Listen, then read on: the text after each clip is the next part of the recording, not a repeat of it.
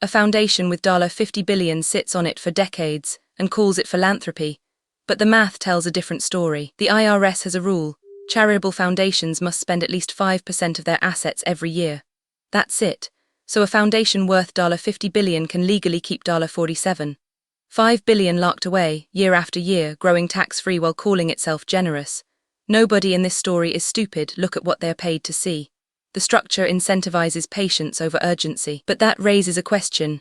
Who actually decides what happens to the money that does flow out? A foundation's board of trustees picks the program officers, who then pick the grants. This isn't democracy, it's inherited authority wearing a tax exemption.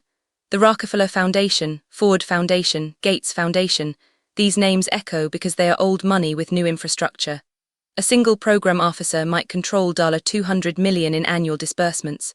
No election, no shareholders, no public vote. Just institutional momentum and personal conviction meeting a spreadsheet. Here's where the incentive structure gets interesting.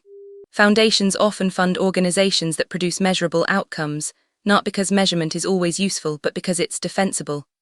A nonprofit that counts widgets distributed looks better on a grant report than one that changes behavior slowly. The result: foundations accidentally reward bureaucracy over impact. They are not malicious. They're just following the logic of their own design. The money moves through a predictable circuit. Foundation board approves strategy, staff issues RFPs, requests for proposals, nonprofits compete, winners get funded, evaluators measure results, reports get filed. Overhead costs money. Administration costs money. Compliance costs money. A nonprofit might spend 30 to 40% of a grant just proving it spent the grant correctly. Efficiency sounds noble until you realize who pays the audit bill. Large foundations also deploy something called program-related investments, loans or equity stakes in companies that align with their mission. A foundation can make money and call it charity. The tax code allows it. A foundation funding affordable housing through a real estate development deal isn't doing something wrong, but it's doing something different than a pure grant. The incentive is baked in. The foundation profits if the deal succeeds. The biggest open secret: foundations rarely fund the same problem twice. They chase novelty because novelty attracts donors and headlines. A disease gets cured or doesn't, but the foundation moves on to the next crisis. This isn't failure, it's how the system rewards innovation.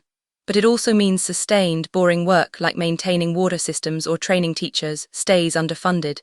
Sexy problems get rich. Necessary problems get neglected. So how do vast sums actually get managed and spent? Through a system that's legally airtight, administratively complex and structurally biased toward measurable novelty over unsexy necessity. Foundations aren't evil, they are incentivized. The 5% rule lets them compound wealth. The board structure lets them avoid accountability. The grant process lets them feel rigorous.